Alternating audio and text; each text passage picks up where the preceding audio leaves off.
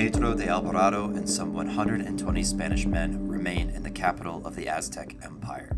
Cortes has left the island city for the coast, tasking his most trusted lieutenant with maintaining the illusion of Spanish control over Tenochtitlan from within the palace of Axayacat, where the Spanish forces remain. From within the confines of the palace, Alvarado gazes out onto the streets.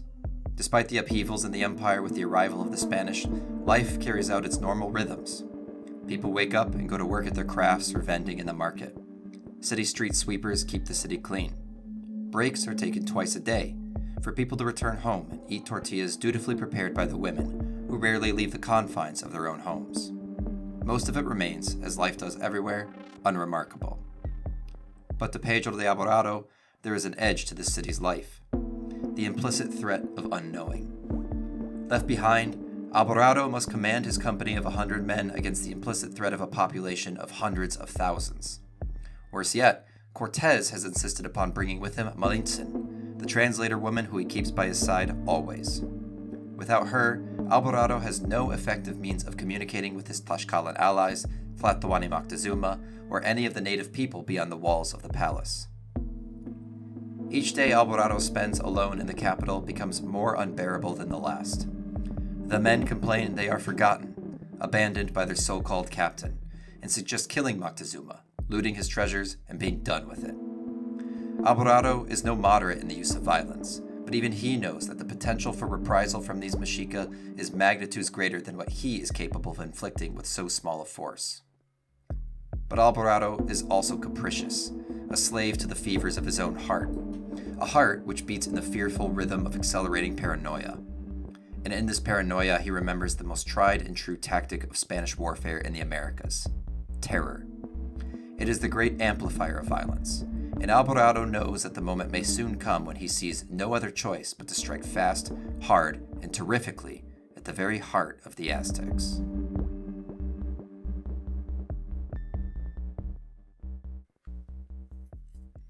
Hello, and welcome to Can't Go Back, Won't Move On. I'm your host, Gavilo Z. Last week, we looked at the climax of the struggles between the Cortesista expedition and the Velazquista counterattack, led by the Cuban governor's most trusted deputy, Pánfilo de Narváez. Narváez had a simple mission: go to Mexico and kill Cortes. But we saw how when the lieutenant of the Cuban governor entered Mexico, he found a world where ambitions and loyalties were warped by the promise of riches that had long eluded the conquistadores in the Spanish Caribbean. Beyond the legal fictions, the justifications in the name of God or emperor, beyond what could be promised on a piece of legal paper, lay the material reality of gold in the Aztec Empire. Narváez commanded his men with the currency of authority, but Cortes melted such authority down in the forge of Spanish greed. When the pitched battle finally occurred one rainy night in Zempoala, the Cortesistas won decisively. Cortes then absorbed these former Narvaezistas into his army, but in doing so he opened himself to a new struggle. These men had only joined him under the pretense of becoming rich and powerful, and Cortes promised them this was possible in the New World. When Cortes made these promises, he had done so believing that Tenochtitlan still lay firmly under control of the Spanish he had left behind. Specifically, he had charged his lieutenant Pedro de Alvarado with maintaining Spanish control with a contingency force of only 120 Spaniards and several thousand Tlaxcalan allies. Cortes, as we have said, was a lifelong gambler, and this was the last in a string of bets he had made along the conquest. But this one was a bet that would finally go bust on him. Just as he was winning over the hearts of these new soldiers with promises of riches, he received news from the capital that the realm he had believed himself to have conquered through cunning and diplomacy was in total rebellion. The men he had left behind were under siege in the palace that had once been their sanctuary. The battle at Zempoala between Spaniards had been accomplished through a mix of gold and steel. But it was now apparent that to accomplish whatever ambitions Cortes still held in this new world, it would have to be done through bloody conflict. Let us turn our attention to that conflict in this week's episode of Can't Go Back, Won't Move On, a podcast where history isn't a story repeating, but a conspiracy unfolding.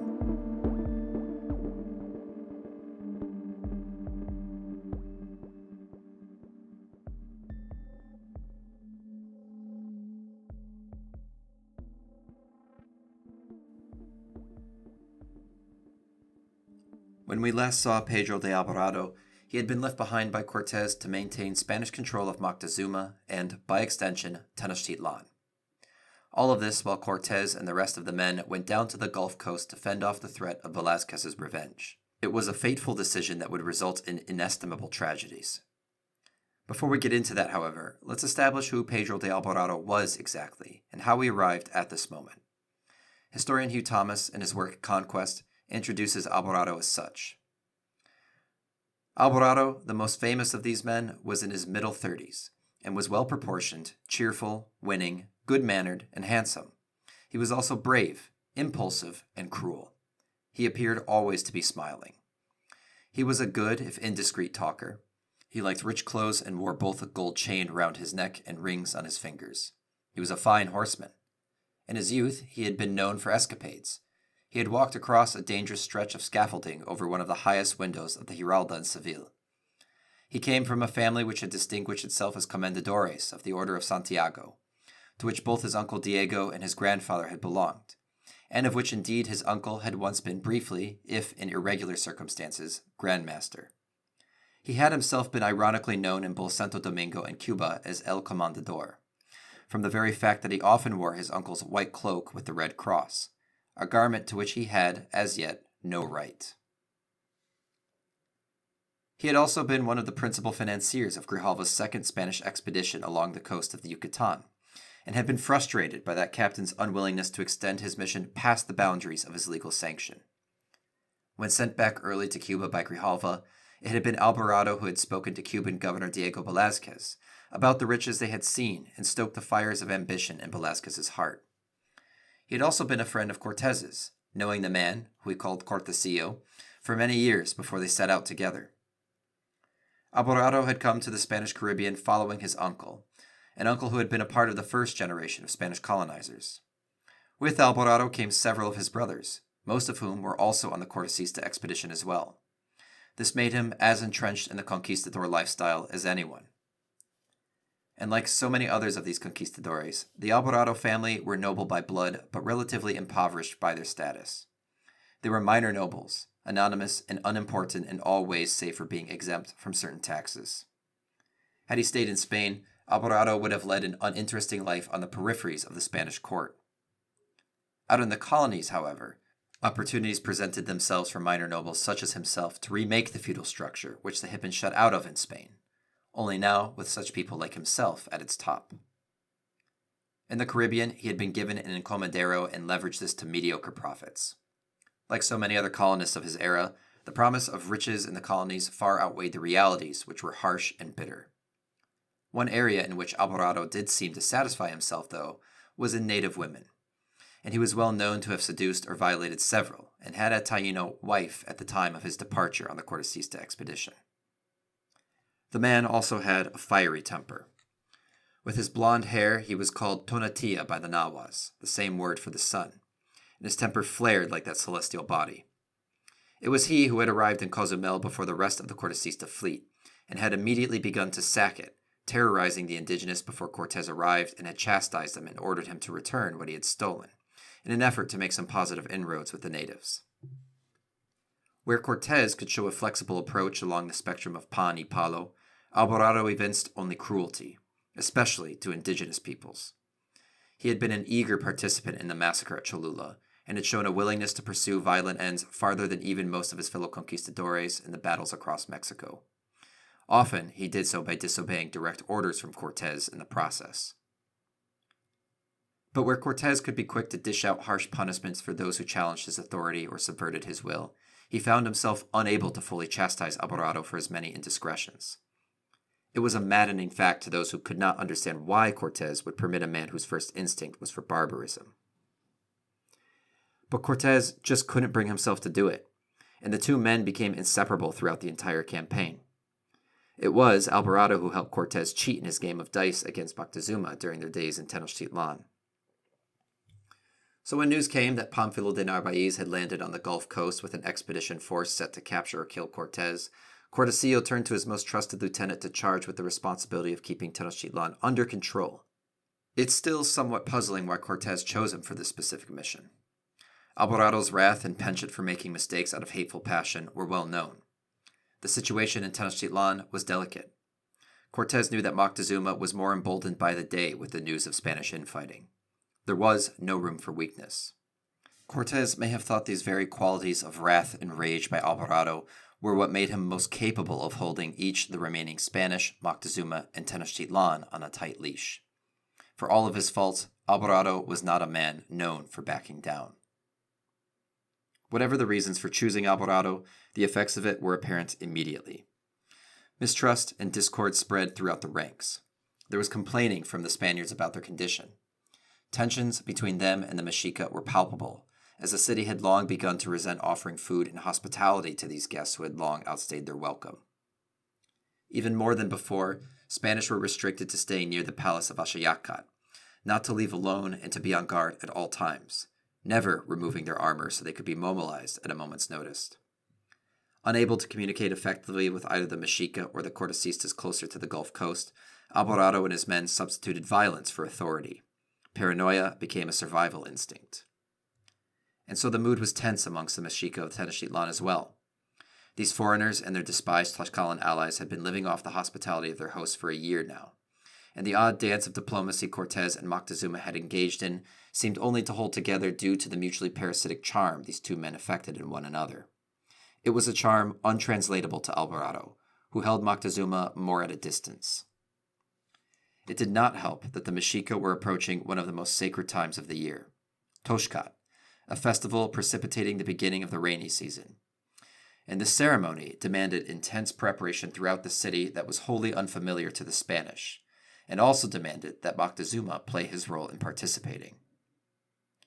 Alvarado was unsure of what to make of this festival. All of the Spanish were. As the historian Matthew Restall notes of the Spanish during this time, quote, "We can sense the Spaniards' avaricious amazement at the splendor of the imperial court and capital, and the paradox of the fear that tinged their boasts.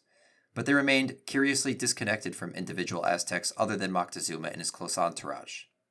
The real city of festivals and families is not visible or available to the conquistadors, a sign of their isolation as collected guests, as unwitting zoo specimens, of an emperor remote and inaccessible to ordinary Aztecs." Unquote. Their only real experience of the city had been through Moctezuma and relating what they saw among themselves. They had made no attempt to integrate with the body politic of Tenochtitlan, and remained instead an awkward and increasingly rejected graft upon it. And they could sense this.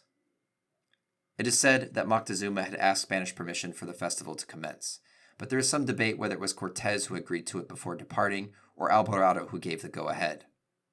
Bernal Diaz, for his part, said that it had been Alvarado himself who had agreed to the festival, so long as it involved no human sacrifice and no weapons were used in the ceremonies. Toxcat has been described in the Florentine Codex as a celebration as important to the Aztecs as Easter was to the Christians, and coincidentally fell at nearly the same time of year. For a people who believed that ritualistic adherence to the customs and festivals of the gods was required to keep the sun from being destroyed, it was simply not possible to ignore the festival, and it was expected that Moctezuma, as Tlatoani, should lead it. As historian David Carrasco writes in City of Sacrifice, the festival demanded a living effigy of one of the Mexica's most important and revered gods. Quote, "It was dedicated to the ferocious god Tezcatlipoca. Elaborate efforts were made to find the perfect deity impersonator for this festival. The captive warrior had to have a flawless body, musical talents, and rhetorical skills. For a year prior to his sacrifice, he lived a privileged existence in the capital. He had 8 servants, who ensured that he was splendidly arrayed and bejeweled, and 4 wives were given to him during the last 20 days of his life. Just before the end of the sacrificial festival, we are told that he arrived at a small temple called Tlaxcocalco. He ascended by himself. He went up of his own free will to where he was to die. He was taken up to a step. As he passed one step, there he broke. He shattered his flute, his whistle, and then was swiftly sacrificed." Unquote. Alvarado knew none of this. Instead, he felt nervous. He was on edge, given to fits of rage and paranoia in the days leading up to the festival. Perhaps it was in being a dishonest man himself that he assumed the worst of everyone else, and he feared that there was a scheme brewing among the indigenous to sacrifice the remaining Spaniards to Huitzilopochtli and Tezcatlipoca.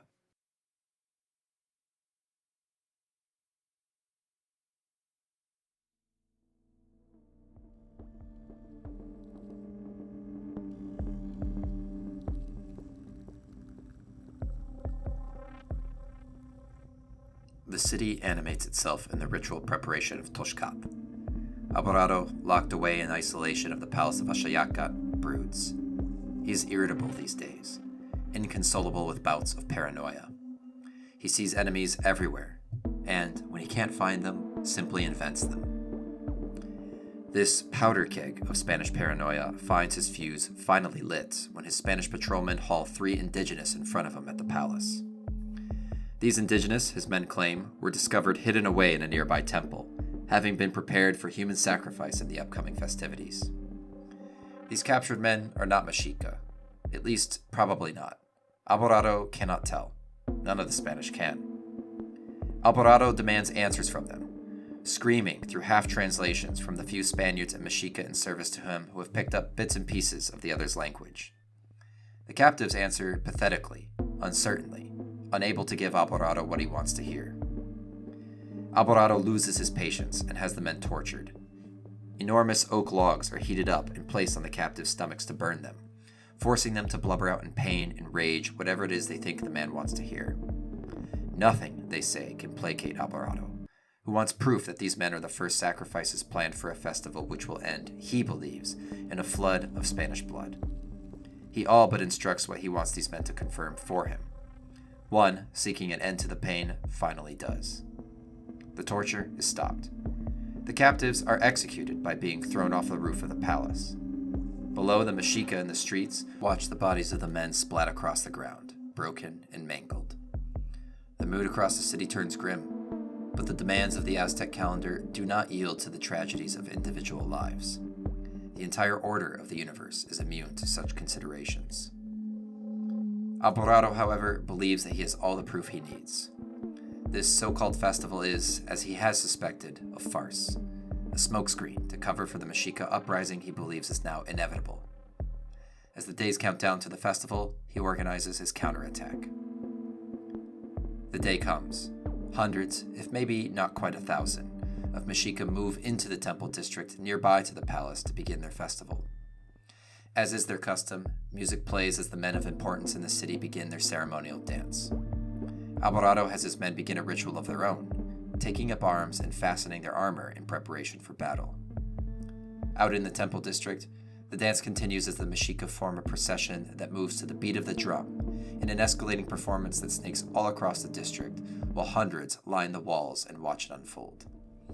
It is a performance that has taken shape across dozens of years. Alvarado has proven himself to also be a student of history, repeating the formations the Spanish used at the massacre of Cholula not even a year ago. Now, like then, small groups of Spanish soldiers line up at each of the entrances of the plaza to block them off, keeping everyone outside out and everyone inside in. Alvarado himself then moves with a company of 50 men into the plaza district.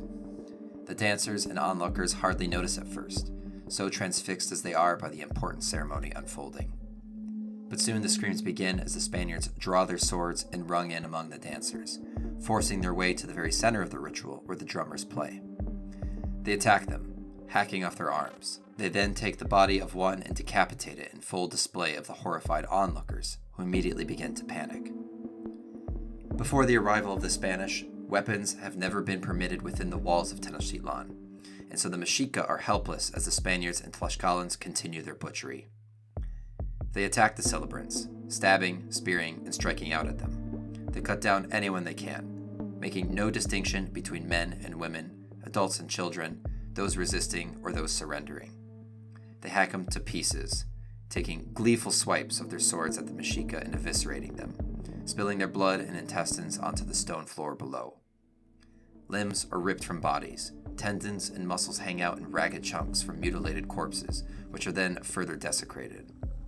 Mangled victims attempt to run, but slip on blood or entrails or the broken pieces of their own bodies. Those who can still summon the strength to do so try to climb the district walls and escape. Spaniards grab them and yank them down, stabbing furiously against them in the ground. Others cover themselves in blood and gore and lie still, pretending to be dead. The entire district stinks in the sticky sweet smell of blood and in the sulphurous bile of gored bodies. The Spanish are in a delirium, hacking away even at those who are long dead. Alvarado continues raging against the Mexica in all directions, taunting them and taking glee in drawing out the last agonizing moments of terrified survivors before executing them one by one. As the bloodletting finally ends, the account of its devastation proves to be staggering. Alvarado and his men have not just killed hundreds of civilians, they have decimated the ruling class of the city. The dancers of Toshkat were not random. They were political leaders, priests, the Tlatoani's council, elders, statesmen, and celebrated warriors. The women among them are important wives and blood connections to the various families whose lineage makes up the social fabric of the city. Alvarado and his men, in one afternoon, have lopped the head off the Aztec Empire. The empire, already convulsed in rebellion and conflict, now has hardly a man left alive with the authority to command it through its most existential crisis yet.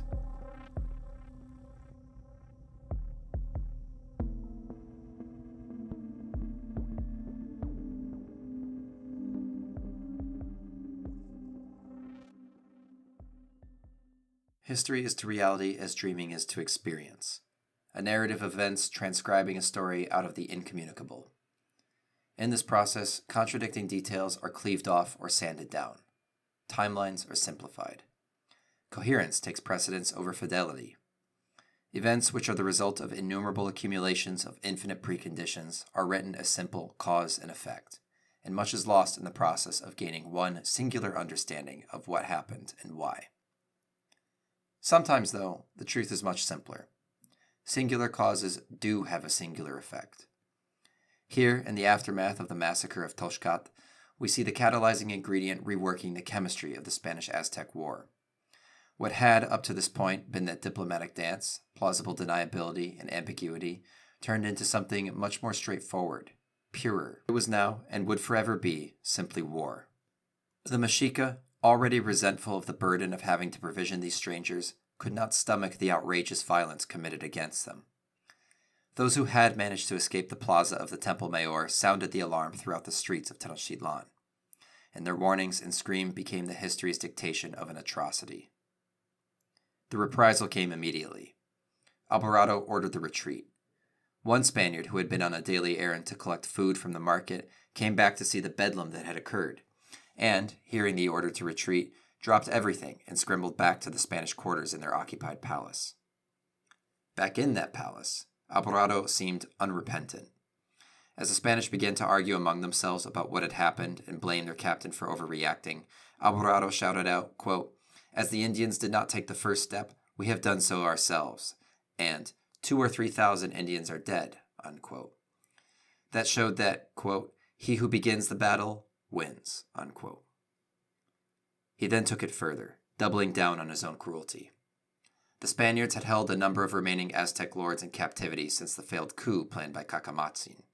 If he had thought about it more, Alvarado might have realized these lords might have been his best way of escaping with his own life. Leveraging their safety for his own might have worked. Or he could have continued to try and control the uprising in the capital by working through the men who still held authority over the city. Aztec society remained deeply hierarchical, and though the authority of the city's leaders had been challenged, old tendencies of deference still held sway over the Mexica.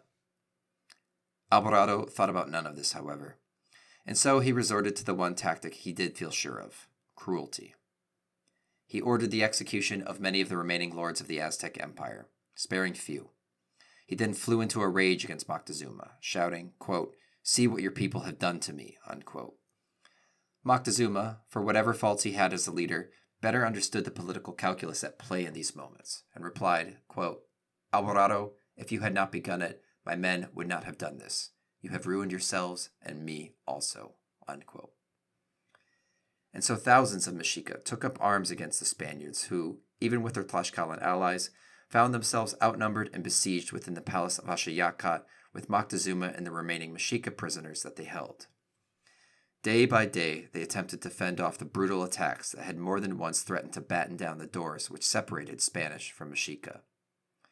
Panicked, Alvarado returned to Moctezuma, quote, placing his knife at his chest, told him to order his men to call off the battle. So Moctezuma went onto a roof with Itzcoatzin, the Mexican governor of Tlatelolco. The emperor did his best to persuade the Mexica to call off the battle. Itzcoatzin also spoke. He too seems to have been conciliatory. He said, O Mexica, hear, we are not the equal of the Castilians. Let battle be abandoned. Let the arrow and shield be stilled. Unhappy are the poor old men and women, the common folk, those not yet of understanding, who toddle, who crawl, who lie in cradles, those yet untrained. For this reason, your ruler says, may battle cease, for they have placed irons on his feet. This apparently had some effect. The battle did die down for a time, unquote. Whatever credibility that Moctezuma still had with his people evaporated with this. He would never again command their respect or have authority over their actions.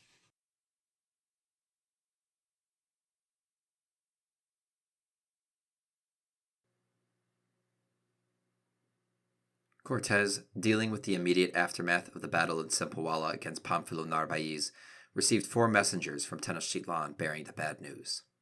According to Bernal Diaz, quote, as we were about to start, 4 important chieftains arrived whom the great Moctezuma had sent to Cortes to complain about Pedro de Alvarado. With tears streaming from their eyes, they said that Alvarado had come out of his quarters with all the soldiers whom Cortes had left him, and for no reason at all had fallen on their caciques and dignitaries, who were dancing and celebrating a festival in honor of their idols Huitzilopochtli and Tezcatlipoca, for which they had Alvarado's permission. Many Mexicans had been killed and wounded, and in defending themselves they had killed 6 of our soldiers. In reply to their bitter complaints against Alvarado, Cortes merely said in some disgust that he would go straight to Mexico and put things right. When the messengers brought their answer to the great Moctezuma, he is said to have taken it very badly and flown into a great rage, unquote. The massacre of Toxcat was a failure of Cortes's gamble to maintain control. The entire Cortesista strategy rested on a fragile system that had depended on narrative and delegated violence. On the one hand, he could speak eloquently and prolongedly about the divine right of his mission and his responsibility as an ambassador of a great emperor across the sea. On the other hand, when these harangues failed to persuade, Cortes would sic his captains upon anyone who stood in his way, and then play the part of moderating influence, reining them in only after enough blood had been spilled to make his point.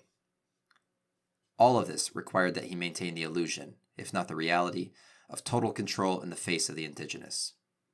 When a lieutenant of his, like Alvarado, acted autonomously, the fiction collapsed in on itself and exposed that the conquest was less a singular plan than it was a web of competing initiatives, opportunism, and parochial grudges that exposed the fact that the Spanish were as much at war among themselves as they were with Mexico. Cortes could handle tactical defeats. What he could not tolerate, what he couldn't bear, was humiliation, and Alvarado's actions had humiliated him. He had to quickly recover from his rage and maintain face to the new troops at his disposal. He had lured them to his side with pretty speeches, indicating that he was a man who commanded the respect of the greatest indigenous leaders throughout the land, no more so than in Tenochtitlan, where he had lived like a prince. He had raptured about the hospitality of the Nahua people along the way, and promised the men that they were in a land where they could not only serve God and themselves, but get rich beyond their wildest dreams. The tenuous command he held over this fighting force rested on his credibility to deliver on this hospitality and wealth. He now had at his command, according to Diaz, over 1,300 soldiers, counting Narvaez's people and his own, also some 96 horses, 80 crossbowmen, and as many musketeers. All of them marched at once, for Cortes was eager to return to Tenochtitlan and discover exactly what had happened and who was still alive. The silence they were greeted with along the way was eerie. Town after town they passed through without a single sighting of any inhabitants, as though the entire land was aware of what was happening in Tenochtitlan and refused to deal with the Spaniards on their way over any more. Cortes himself remarked on the strangeness of this refused reception in his second letter, writing, quote, the whole way not a single servant of Moctezuma's came out to meet me, as was usual, and the whole land seemed disturbed and practically deserted. I was not a little suspicious at this, thinking that the Spaniards whom I had left in the town were now all killed, and that the whole forces of the nation were gathered together waiting to ambush me in some defile, where they would be able to take me at a disadvantage, unquote. The party made it to Texcoco, where Cortes assumed he would finally receive some reception from the Tlatoani he had helped install after the fiasco with Cacamatzin. That Tlatoani was Ixtlilxochitl, the once spurned prince of Texcoco who had risen to power after the ouster of his brother. He received Cortes and updated him on the situation inside the capital city. Cortes demanded a canoe to send across the lake to Tenochtitlan to surmise what was going on. The man in the canoe came back with a message from Moctezuma begging Cortes to understand that nothing that had transpired had been his doing. He was as aggrieved as anyone at the violence that had taken place inside the capital. The next day, Cortes and his men marched on to it. They did so by rounding the lake until reaching Tlacopan to enter from the western causeway.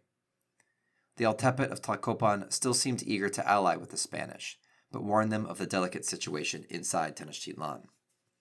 Cortes acknowledged their concern and marched into the city regardless. It proved to be as eerily quiet as the rest of the realm had been. The attack by the Mexica against Alvarado was not organized. Most of the leaders, as will be recalled, had been murdered in the massacre, and the entirety of Aztec society was structured hierarchically to be in service to the Tlatoani that now commanded no authority. The Mexica struggled to produce organic leaders during this time, which accounted for the frequent lulls in fighting such as the one Cortes now entered the city during. The party reached Alvarado and regrouped within the palace of Axayacat. Additional men were lodged in the nearby temple of Tezcatlipoca. Alvarado and his men were relieved to see the reinforcements, and, half-starved, had hoped they would have brought food with them. Cortes was in no mood of generosity, however, and demanded an explanation for what had occurred and why. Alvarado insisted that the Mexica were to blame for it, having attempted to remove the cross dedicated to the Virgin Mary from the Templo Mayor and attacking the men when they attempted to stop it. Cortes would have none of it and dismissed this explanation. But curiously, he did not take his anger any further. Cortes had had men hanged for less. It was yet another instance of his inability to control Alvarado.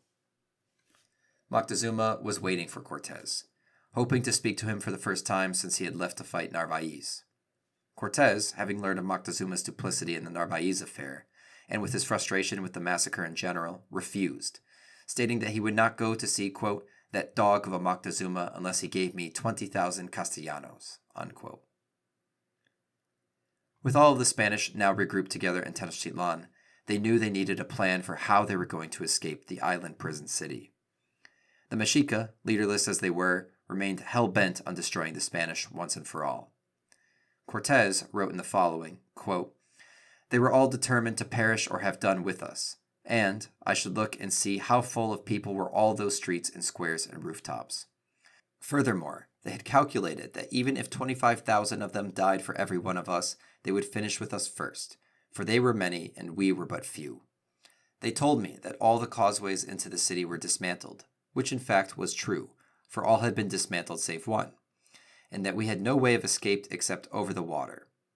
They well knew that we had few provisions and little fresh water, and, therefore, could not last long, because we would die of hunger if they did not kill us first." Unquote.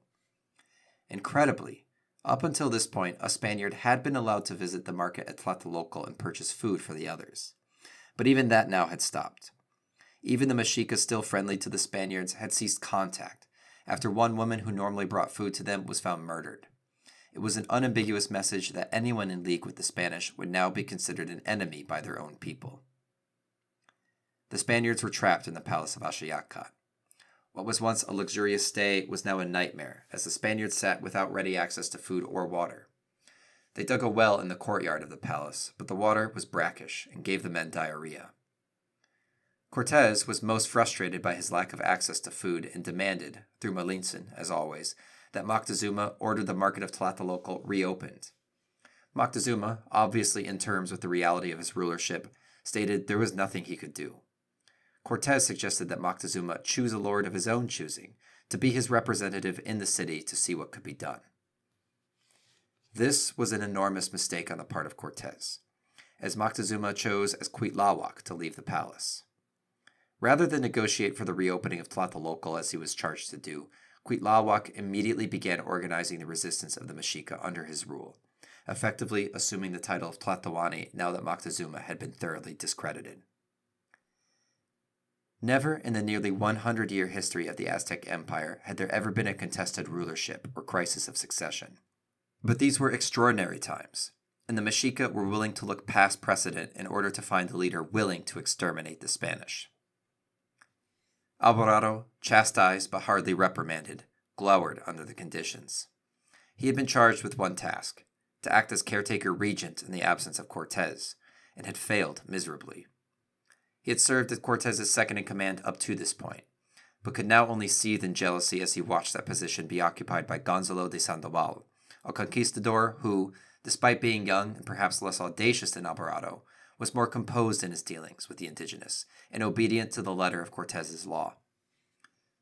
Alvarado was not the only one seething at the tensions of living under the siege in the Aztec capital. The Narvaez men who had been brought along on promises of riches in a city subservient to Cortes saw how all of this was now in ruins. They were besieged, hungry, thirsty, and no richer than they had been under Narvaez.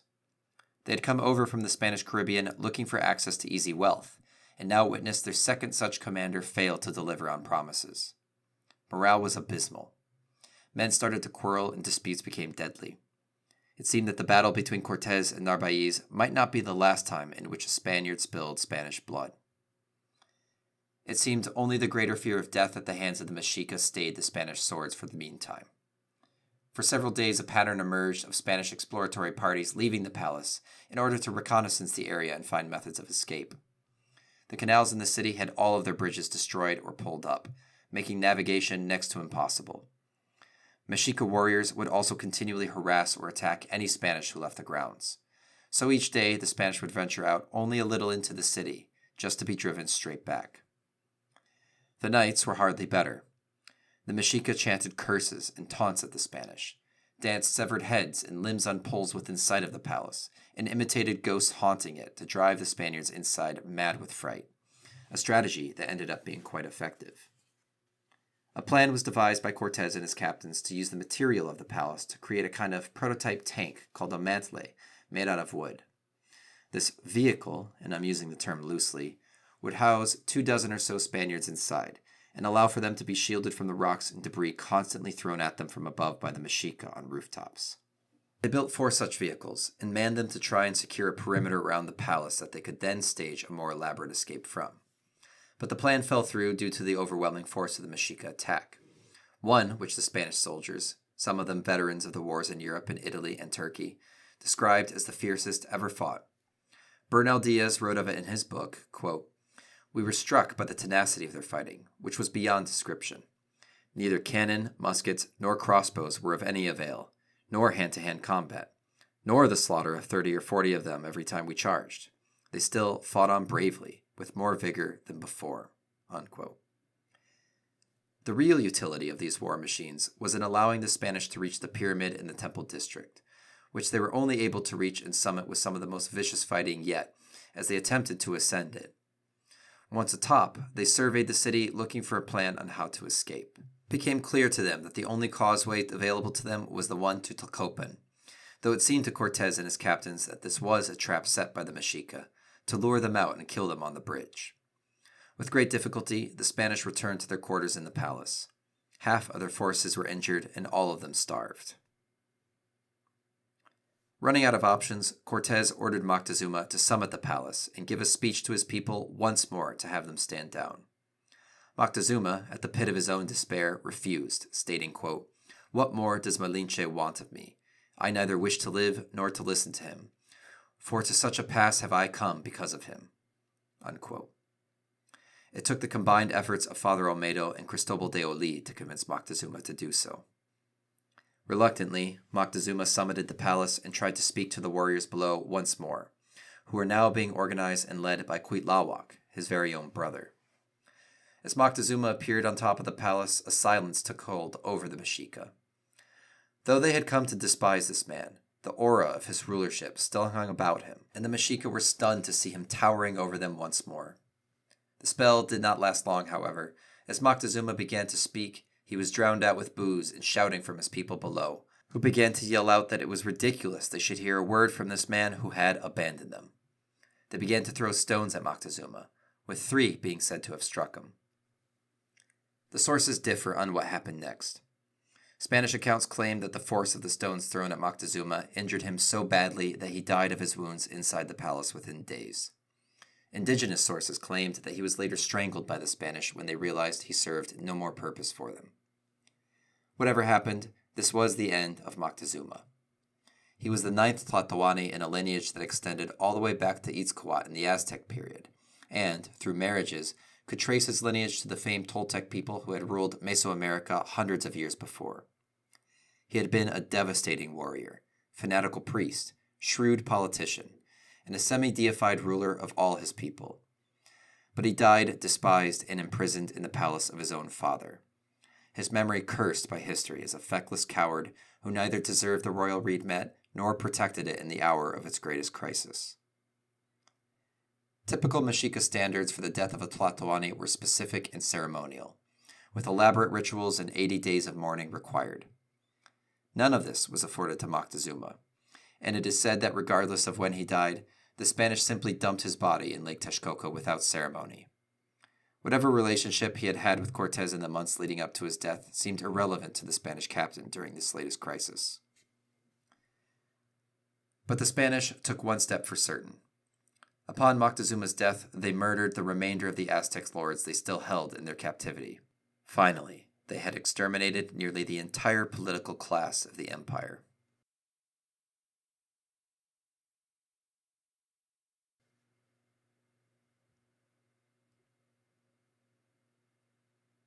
After 7 days in this situation, the men could take no more, and resolved to escape at night when the Mexica were least likely to attack. Cortes ordered his carpenter Martin Lopez to strip wood from the palace and fashion a portable bridge to use on the causeways leading out of the city. The northern and southern causeway had both been obstructed, with only the western causeway leading to Tlacopan, the junior partner in the Triple Alliance, still passable, if only just. The bridges along the way had been removed by the Mexica, leaving large gaps between the various points of the causeway that this makeshift portable structure was meant to bridge. There was little margin for error in their plan. Cortes ordered most of the treasure accumulated up to that point put on a wagon that would be carted across. It seems that even in this desperate hour, the Spaniards still could not bear to leave behind the gold they had committed so much to looting. Cortes also gave permission for all of the men to load as much gold as they could carry into their pockets. Many of the former Narvacista men who had only recently joined the expedition on Cortes's promises stuffed their pockets to the brim with gold. The members of the original Cortesista expedition largely preferred to travel lightly, aware of the fighting capabilities of the Mexica and the dire straits that were likely to find themselves in on the causeway. Bernal Diaz is said to have noticed that Cortes himself opted not for gold, but for jade, a stone more precious than gold to the Nahuas, and one that he intended to use for bribes to indigenous leaders back on the mainland. It was estimated that 135,000 pesos worth of gold had been distributed, but the true value of what was intended to be taken across cannot be estimated. This is also the point at which indigenous sources claim Cortes ordered Moctezuma to be strangled, along with the rest of the imprisoned indigenous leaders. Cortes also, according to these same sources, abducted the remainder of Moctezuma's children and violated his daughters on the way out. Among the abducted children was a young princess named Quichpotzin, who the Spanish christened as Isabel, who would go on to be the bride of 2 different Tlatoque and subsequently Spanish men. Her ancestry made her a useful pawn in Cortes's scheme, and he intended to leverage her pedigree for his own ends. So the men set out from the city. It was eerily quiet and nearly pitch black. The waxing crescent moon in the sky that night hardly would have illuminated anything below, even if it weren't obscured by the dark storm clouds of the rainy season that hung overhead. The Spaniards moved quietly, hoping to use the obscurity of the night to sneak away undetected. They did not even light their torches for fear of discovery. They exited the palace of Axayacat and moved west through the districts of Tenochtitlan toward the causeway. Cortes led the vanguard and appointed Alvarado to watch the rear. Many of the Narvaez men were in the back with their Tlaxcalan allies. The expedition used their portable bridge to traverse the first gap in the causeway, but found they could not easily move it to the next. Instead, they stripped it for wooden beams that then laid across further gaps in an effort to cross. This proved difficult, if not impossible, for the horsemen. Worse yet, it had begun to rain, soaking the Spanish and making it difficult to communicate. And it was at this point, it is said, that a Mexica woman out collecting water to bring in spotted the Spaniards and shouted, quote, "Mexica, come quickly. Our enemies are leaving. Now that it is night, they are running away, as fugitives," unquote. Another man shouted, quote, "Mexican chiefs, your enemies are leaving. Run to your canoes of war," unquote.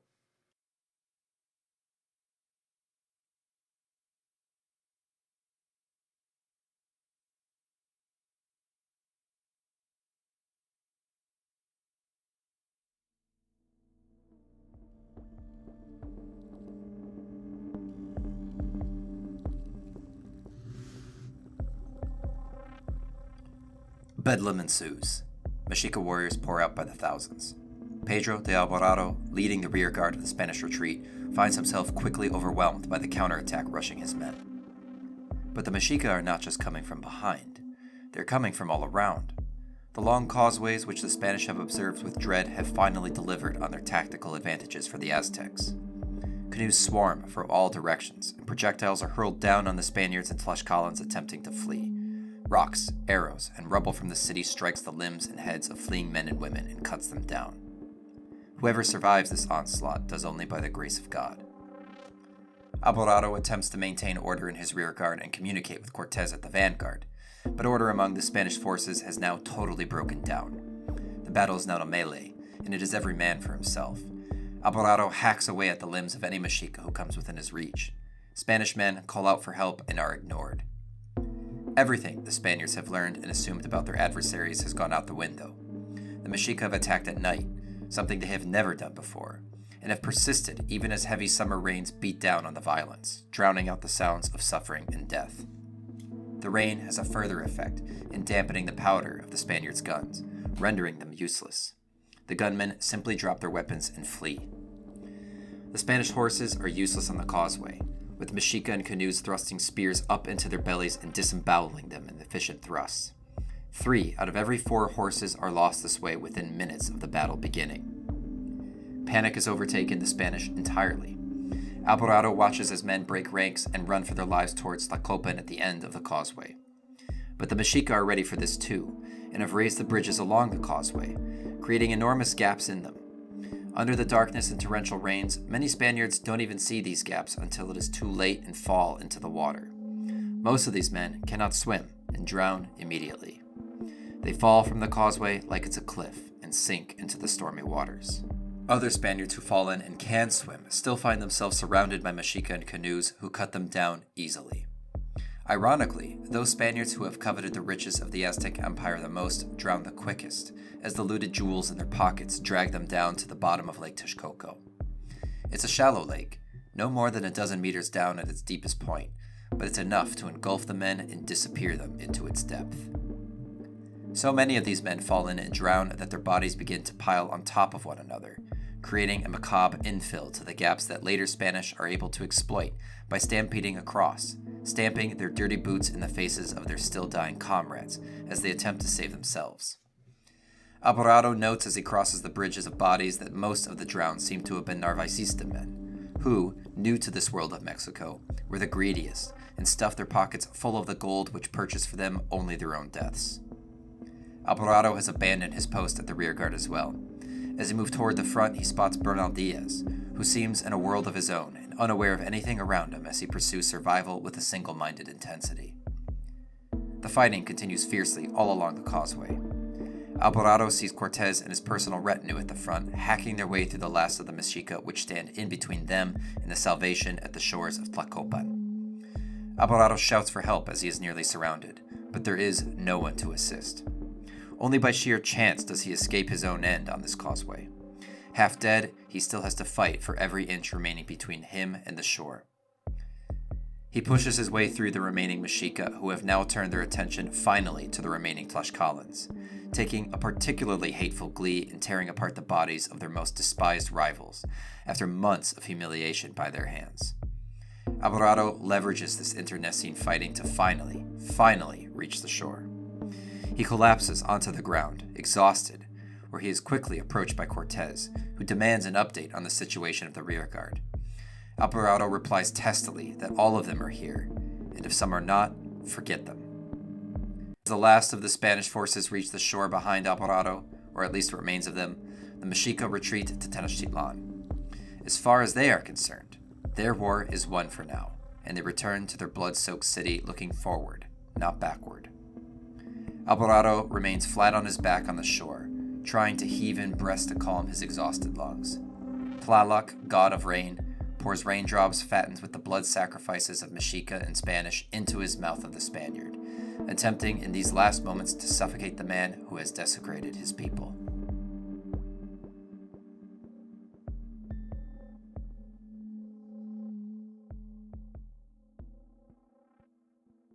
The battle was a disaster for the Spanish, by far the worst defeat the colonizers had ever suffered since first arriving in the Caribbean in 1492.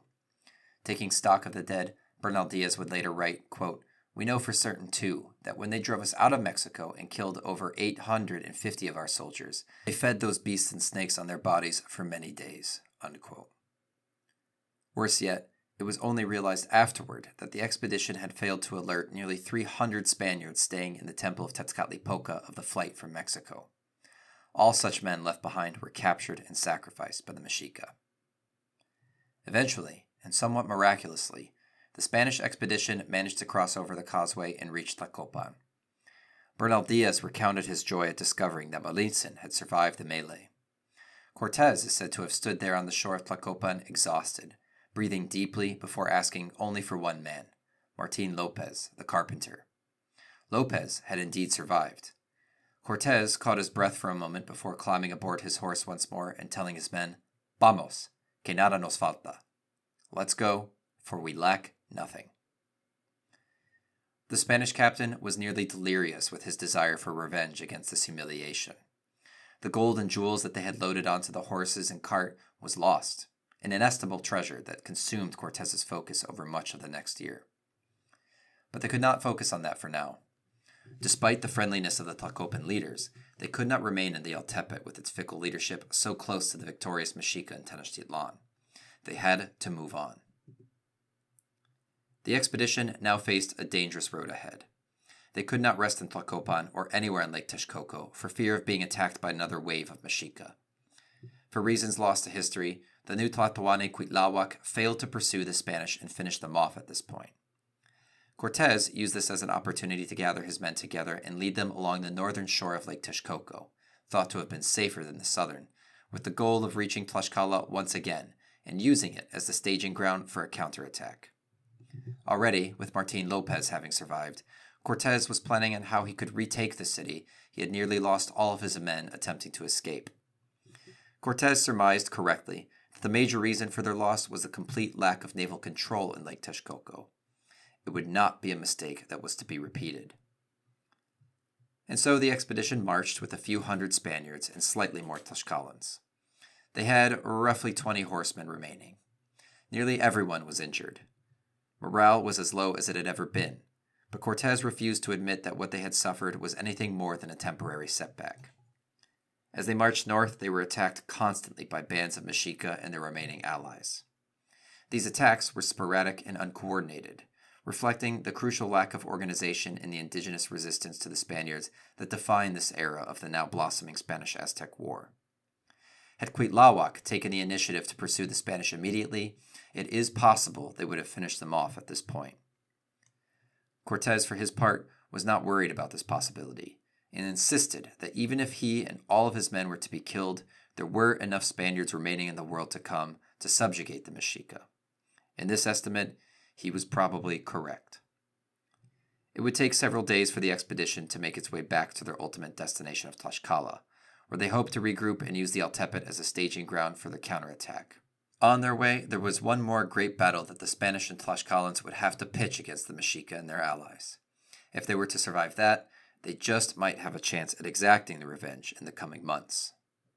But even beyond this future battle to come at the Altepet of Atumba, as it would be, there was an invisible force creeping across Mesoamerica that would radically alter the landscape in which they fought. An unseen passenger had come aboard the Narvaez expedition, a relic of the old world making its introduction to the new one. Its name was smallpox, and it was about to cut through Spanish friend and foe alike as the ecology of the Americas was altered forever.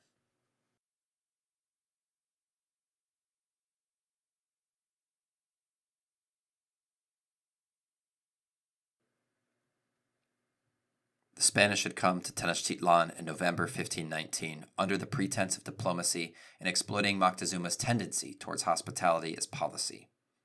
Over the next 6 months of polite fiction of friendship had held the Spanish and Moctezuma together. It was a balance that Cortes had been careful to preserve the veneer of, even as he undermined it through his own treachery. The arrival of Narvaez had complicated matters and torn Cortes away from the delicate machine he operated in Tenochtitlan. In his place, he left Pedro de Alvarado, the fiery-tempered, fair-haired man the Aztecs called Tonatilla. In one furious hour of murderous rage, Alvarado cut that machine of diplomacy to pieces, as he and his men slashed, stabbed, and disemboweled the entire political class of Tenochtitlan during their holiest of celebrations. The slow-burning political drama erupted into a blaze that no words would ever be able to contain again. The massacre of Toshkat was not just cruelty, it was the Spanish verdict. Be it paranoia or opportunism or simple greed or some combination thereof, Alvarado's decision to strike during Toshkat cleaved the two worlds brought together irreparably apart again. The performative exchange of gift-giving, hostage rituals, and translation gave way to panic and blood. It also revealed the inherent flaws in the hierarchical structure of the Aztec Empire. It was a body politic, an organism whose head could be chopped off while the body bled out. Without their Tlatoani, the Mexica resistance, even in the face of outrageous tragedy, was arrested in its place. Little organization was possible, and the reprisal took the form of a badly organized but passionately animated immunological response that sought to reject the parasite from what remained of the Aztec corpse. Moctezuma's death had sealed this transition. Whether he had been stoned to death by his own subjects or strangled by the Spaniards, this death removed the last possibility for plausible mediation between the Spanish and the Mexica. He had been both host and hostage during the Spanish occupation and died disgraced in his own palace. What he represented, authority, ritual continuity, legitimacy, died within him in an instant. With his authority broken, the furious impulses of his city that had been held back by the awkward combination of uncertainty and ceremony broke out into a murderous response. As this response gained momentum and threatened to overwhelm the parasites within, it became apparent to all the enemies of the Mexica, the Cortesistas, the Narvaezmen, the Tlaxcalans, that the bargains they made with one another had now hit their limits. Spaniards who had been promised riches beyond comprehension, and Tlaxcalans who had salivated at the thought of feasting on their Mexica rivals, now saw themselves begging for their own lives. The Narvaezistas drowned with the gold they had been promised, sinking them to the bottom of the lake. Tlaxcalans found themselves murdered and captured and sacrificed in the heart of the empire they sought to destroy. All of the theater of these elaborate promises gave way to something far uglier, something raw, chaotic, and intimate, something far removed from the ritualized violence the Aztec world had known, something better known as slaughter. La Noche Triste, as it would forever be known to the Spanish, was the turning point in the conflict that Cortes had long sought to avoid, as he had hoped to hand over the Aztec lands to his own emperor peacefully, if duplicitly. Alvarado's lack of political nuance and emotional composure made its loss inevitable and turned the Spanish control into a scramble across a narrow causeway where their technological advances were moot, as the drowned bodies of their compatriots served as the only bridge between slaughter and sanctuary. Now, rather than being directors of the great play of conquest they envisioned themselves in, the Spanish and the remaining Tlaxcalan allies fled around the north of Lake Texcoco as fugitives plotting their own vengeance. But as we have mentioned, another invader had arrived in the New World, and its silent annihilation would kill indiscriminately and cripple the entire Mesoamerican world at the time of their greatest military crisis. It remade the whole world into a pattern that no one could predict or command. In response, the Mexica would rally behind first Cuitlahuac, the newly appointed Tlatoani, and then Cuauhtémoc, who would emerge not only as the energetic and heroic leader of his people hollowed out by disease and violence, but also as one of the last great heroes of pre-Columbian Mexico, whose haunted legacy still defines a part of the Mexican consciousness today.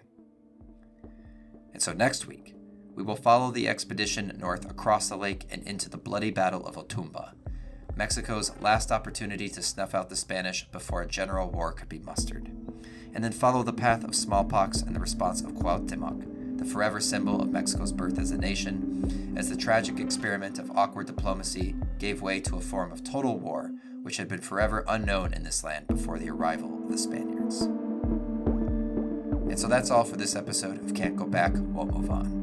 Written, narrated, and produced by Gavrilo, with music composed and performed by Jake Krasiniak. If you like the show, tell your friends. All my listeners are appreciated, and I hope you're enjoying it as much as I am. Goodbye.